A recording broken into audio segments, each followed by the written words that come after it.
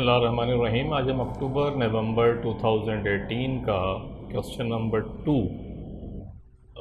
जो पेपर 2 है उसका क्वेश्चन नंबर 2 करेंगे। इसका क्वेश्चन नंबर 1 और भी बहुत सारी चीज़ें, अगर आप प्राचीन एकेडमी का यूट्यूब चैनल पर जाएं तो वहाँ ओ लेवल अकाउंटिंग का अच्छा खासा resource, past papers from Cambridge specimen paper से लेके समर 2018 तक जो पेपर 2 है इसकी वीडियो आपको मिल जाएंगी वहाँ पे, जो कंप्लीट हमने सॉल्व भी करे हैं तमाम पेपर्स।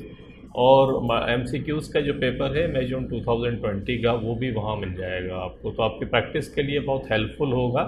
और अकाउंटिंग, जैसा कि मैं टाइम एंड अगेन बताता हूँ कि अकाउंटिंग में दो चीज़ें बहुत इंपॉर्टेंट हैं। पहली चीज़ ये है कि प्रैक्टिस, कि अगर आपको कंसेप्ट्स क्लियर हो भी गए हैं आपके, लेकिन अगर आप प्रैक्टिस नहीं कर रहे हैं तो फिर एग्जामिनेशन में क्वेश्चन को अटैम्प्ट करना और टाइम मैनेजमेंट करना मुश्किल तरीन काम है। तो एक काम तो ये करें, प्रैक्टिस करें। अब क्वेश्चन ये है कि प्रैक्टिस करें क्या। तो प्रैक्टिस के लिए सबसे बेहतरीन चीज़ जो है ओ लेवल अकाउंटिंग में कि पास्ट पेपर्स आप करें। जितने अगर आप चंद सालों के पास्ट पेपर्स कर लेते हैं तो यू गेट कंफर्टेबल, आपकी समझ में भी चीज़ें आनी शुरू हो जाएंगी और वही कंसेप्ट, वही चीज़ें बार बार एग्जामिनर पूछता है। सिलेबस आपका जो है उसी में से चीज़ें रिपीट हो रही होती हैं, तो इसको जहन के अंदर रखें। और 80-20 प्रिंसिपल, अगर आप पता है 80-20 प्रिंसिपल का, कि 20% ऑफ द थिंग्स जो इम्पोर्टेंट चीज़ें होती हैं वो 80% ऑफ द टाइम जो मार्क्स हैं जो आपके एग्ज़ाम में आते हैं उसको कवर कर रही होती हैं। तो ये 20% मिलेगा कहाँ से आपको? ये एग्जामिनेशन पेपर्स, जब आप प्रीवियस एग्जामिनेशन पेपर्स करते हैं तो उन पेपर्स के अंदर जो चीज़ें आ रही होती हैं वो एक्चुअली 80% चीज़ें आपकी कवर हो जाती हैं अगर पास्ट आप चंद सालों के पेपर्स करके मॉक एग्ज़ाम्स के तौर पे करते हैं और कंफर्टेबल होते हैं। तो ये सब आपको वहाँ मिलेगा। हम आज क्वेश्चन नंबर 2 करने जा रहे हैं। डिपार्टमेंटल अकाउंट्स जो बनते हैं कि किस तरीके से अगर कोई बिज़नेस है उसके डिपार्टमेंट्स हैं और वो डिपार्टमेंटल प्रॉफिट एंड लॉस मालूम करना चाहता है कि हर डिपार्टमेंट से उसका प्रॉफिट एंड लॉस क्या हुआ, क्या पोजीशन रही, तो इससे रिलेट करता है। हम पढ़ते हैं इसको। East town decorators have 2 separate departments, 2 separate departments हैं इसके ईस्ट टाउन डेकोरेटर्स के। पैंट्स एंड वॉलपेपर्स के पैंट्स वगैरह भी ये फ़रोख्त करते हैं और वॉलपेपर्स जो लगते हैं डेकोरेशन के लिए उसे ये सेल करते हैं। The following information is available for the 3 months period ended 30 सितंबर 2018। 30 सितंबर 2018 3 महीने की इन्फॉर्मेशन हमारे पास ये उसने दी है। क्या इन्फॉर्मेशन है वो हम देख लेते हैं कि रेवेन्यू पैंट्स का और वॉलपेपर का, दोनों का रेवेन्यू अलग अलग दे रहा है। दोनों के परचेजेस दिए इसने आपको कि पैंट्स कितना ख़रीदा, वॉलपेपर्स कितने ख़रीदे। इन्वेंट्री, ओपनिंग इन्वेंट्री इसने पैंट्स की भी दी है, वॉलपेपर्स की भी दी है। इन्वेंट्री दोनों की, एंडिंग इन्वेंट्री भी दी है। तो देखिए परचेजेस भी दी हुई है, ओपनिंग इन्वेंट्री भी दी हुई है और एंडिंग इन्वेंट्री भी दी हुई है। तो ज़िंदगी आसान है, रेवेन्यू भी दिया हुआ है। तो कॉस्ट ऑफ सेल्स या ग्रॉस प्रॉफिट तक तो बहुत आसान है निकालना, कि ओपनिंग इन्वेंट्री में परचेजेस को प्लस कर देते हैं, एंडिंग इन्वेंट्री को माइनस करते हैं, कॉस्ट ऑफ सेल्स आ जाती है सिंपल, और रेवेन्यू में से उसको लेस कर दें तो ग्रॉस प्रॉफिट या ग्रॉस लॉस आ जाता है। डायरेक्ट वेजेस इसने आपको दिए हैं। वेजेस आपको दे रहा है कि जो लोग काम करते थे डायरेक्टली इन डिपार्टमेंट्स के अंदर, क्या पोजीशन है, कैसे, वो 6,000 रुपये के उसकी डायरेक्ट वेजेस थी। और डायरेक्ट एक्सपेंसेस का मकसद है कि ये एक्सपेंसेस डायरेक्ट हैं। डायरेक्ट एक्सपेंसेस कौन कौन से हो सकते हैं? इससे पावर्स हैं कि इलेक्ट्रिसिटी जल रही है, दोनों डिपार्टमेंट में इस्तेमाल होती है, डायरेक्ट एक्सपेंस है। इसी तरीके से आपका रेंट है, रेंट का किराया जो आप देते हैं वो तो डिपार्टमेंटल, ये दोनों जो डिपार्टमेंट हैं जिसके अंदर पेंट्स एंड वॉलपेपर्स डिपार्टमेंट हो गए, ये एक ही जगह को क्योंकि शेयर कर रहे हैं तो किराया हम देते हैं, ये भी एक डायरेक्ट एक्सपेंस हो सकता है। तो डायरेक्ट एक्सपेंसेस का मकसद है जो इनके ऊपर डायरेक्टली लग रहे हैं। On inspection of the ledger the following errors were found, कि ये जो एरर्स हैं वो आपको मिले हैं। क्या एरर्स हैं? The purchases of paint from PP limited $5,100 had been posted to the ledger is $1,500 के परचेज जो पैंट आपने ख़रीदा था फ्रॉम PP लिमिटेड से $5,100 का था, had been posted to the ledger, लेकिन लेजर में वो गलती से 1,500 हो गया। देखिए ये नंबर सेम है, 5100 5100, सिर्फ लिखने की अरेंजमेंट इसकी चेंज हुई है। ऐसे एरर्स जितने भी होते हैं इनको एरर्स ऑफ ओरिजिनल एंट्री भी कहते हैं, कि ओरिजिनली आपसे प्रॉब्लम हो गई लिखने के अंदर, और इसको ट्रांसपोजिशंस एरर भी कहते हैं। ट्रांसपोजिशन। तो ट्रांसपोजिशन एरर या एरर्स ऑफ ओरिजिनल एंट्री, ये भी नाम इसको देते हैं। तो इसको करते क्या है, अब अगर 5100 रिकॉर्ड होना था और रिकॉर्ड हो गया 1500, तो 3600, ये 5100 में से माइनस कर दिए 1500, तो 3600, ये आपने कम रिकॉर्ड करा। जब आपने कम रिकॉर्ड करा तो आप क्या एंट्री पास करेंगे, परचेजेस को डेबिट कर दें और पीपी लिमिटेड को क्रेडिट कर दें। कितने से करेंगे, 3600 से। ये एंट्री पास हो जाएगी, क्योंकि करेक्ट एंट्री क्या है, समझ में आ रही है आपके बात, कि पीपी लिमिटेड से $5100 का माल खरीदा था, रिकॉर्ड हो गया 1500, 3600 से आपने कम रिकॉर्डिंग करी। अब कम रिकॉर्डिंग करी तो परचेजेस को आप डेबिट कर दें और पीपी लिमिटेड लाइबिलिटी क्रेडिट कर दें। Direct wages $600 paid in cash had been credited to the direct wages account and debited to the cash account.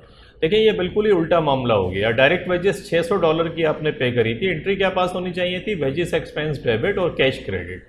क्योंकि कैश आपके पास से चला गया था, एंट्री क्या पास हो गई, एंट्री हो गई कि वेजेस अकाउंट को हैड बीन क्रेडिटेड, आपने क्रेडिट कर दिया वेजेस अकाउंट को, डेबिट कर दिया कैश अकाउंट को।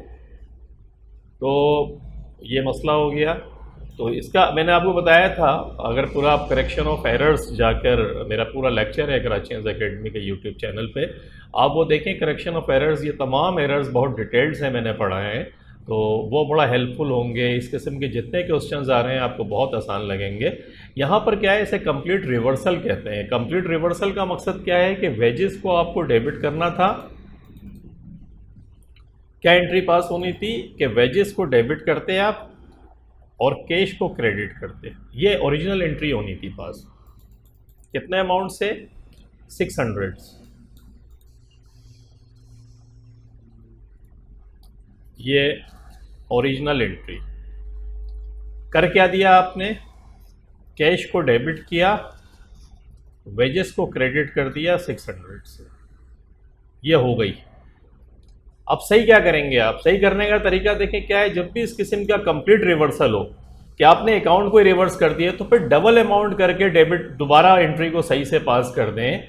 यानी आप वेजेस को डेबिट करें, कितने से, 1200 से। 600 ये 600 ये 12, इसलिए कि एक दफ़ा वेजेस जो 600 रुपये की डेबिट होगी वो तो इस गलत एंट्री को सही करने के लिए होगी, और फिर कैश को क्रेडिट करें 1200 से, क्योंकि देखें कैश को क्रेडिट करना था आपको ओरिजिनली $600 से, आपने कैश को डेबिट कर दिया। तो पहले तो इसको क्रेडिट करें डेबिट को, तो 600 रुपये क्रेडिट करने के और 600 रुपये ओरिजिनल क्रेडिट के 1200, और इसी तरीके से वेजेस को डबल कर दें। तो जब भी ये कंप्लीट रिवर्सल की एंट्री आपके सामने आए कि जिसमें एंट्री ही पूरी रिवर्स हो गई है, तो इसको सही करने का तरीका याद रखें कि सही एंट्री करें जो ओरिजिनल होनी चाहिए थी। जैसे हमारे वाले केस में वेजेस को डेबिट करना था और कैश को क्रेडिट करना था, और अमाउंट डबल कर दें। डबल इसलिए करें कि एक वो अमाउंट जो एरर को, जो गलती हुई है उसे सही करेगा, और दूसरा ओरिजिनल रिकॉर्डिंग के लिए। तो बस आप ये जहन में रखिएगा कि ऐसी एंट्री कभी भी आए तो अमाउंट डबल करके ओरिजिनल एंट्री पास कर दीजिएगा। तो ये था कंप्लीट रिवर्सल का मामला। Direct expenses included the purchases of an office computer, एक ऑफिस कंप्यूटर $800 का ख़रीदा था और वो डायरेक्ट एक्सपेंस में रिकॉर्ड हो गया। तो ये भी गलत करा, ये तो प्रिंसिपली मिस्टेक है कि एक एसेट अकाउंट को रिकॉर्ड कर दिया आपने एक्सपेंस अकाउंट के अंदर। तो एक्चुअली ये एसेट अकाउंट था, कंप्यूटर को डेबिट करना था आपको, और तो आप कंप्यूटर को डेबिट कर दें। कंप्यूटर को डेबिट करें कितने से, $800 से, और जर्नल एक्सपेंस को क्रेडिट कर दें 800 से, जो गलती से डेबिट हो गया था। तो ये बल्कि डायरेक्ट एक्सपेंस है, तो डायरेक्ट एक्सपेंस को आप क्रेडिट कर दें। तो ये आपकी जर्नल एंट्रीज हो गई। तो ये अगर आपकी समझ में कंसेप्ट इसका आता है ढंग से, करेक्शन ऑफ एरर्स आपको आते हैं, नहीं भी आते तो कोई फ़र्क नहीं पड़ता, मैंने आपको समझाया। अगर कुछ मज़ीद आपको समझना हो तो जाके मेरे लेक्चर आप देख लें। करेक्शन ऑफ एरर्स का पूरा एक फ़ोल्डर बना हुआ है, उसमें लेक्चर्स हैं, सब आपको आराम से मिल जाएंगे। तो name the type of error in 1 2 3 1 2 3 के मैंने आपको वैसे ही बता दिया है कि पहला वाला एरर्स क्या था, एरर्स ऑफ ओरिजिनल एंट्री या ट्रांसपोजिशन एरर्स हम कहते हैं। दूसरा क्या था? दूसरा कंप्लीट रिवर्सल। और तीसरा क्या था? तीसरा था प्रिंसिपल, एरर ऑफ प्रिंसिपल, के प्रिंसिपल ही आपसे गलती हो गई। और दूसरे में क्या कहता है? Prepare journal entries to correct errors 1 to 3, narratives are not required, narrative required नहीं है। तो चलें इसको हम कर लेते हैं। ओरिजिनल एंट्री, रिवर्सल, प्रिंसिपल देखें, ये तीनों वही उसने दिए हैं। एंट्रीज़ में आपको पास करके बता चुका हूँ। Purchases debit, PP limited credit 3600 से जो डिफरेंस था, डायरेक्ट वेजेस को डेबिट कर दिया आपने, कैश को ये डबल अमाउंट कर दिया, 600 प्लस 600 देखें 1200 हो गए। इसी तरीके से ऑफिस कंप्यूटर को डेबिट करके डायरेक्ट एक्सपेंसेस को आपने क्रेडिट कर दिया। तो ये सेकंड पार्ट भी आपका कंप्लीट हो गया।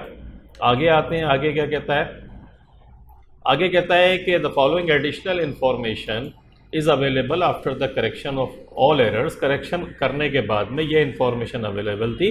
4000 of direct wages relate to the paint department के डायरेक्ट वेजेस जो आपको दे रहा है। कौन से डायरेक्ट वेजेस देखें?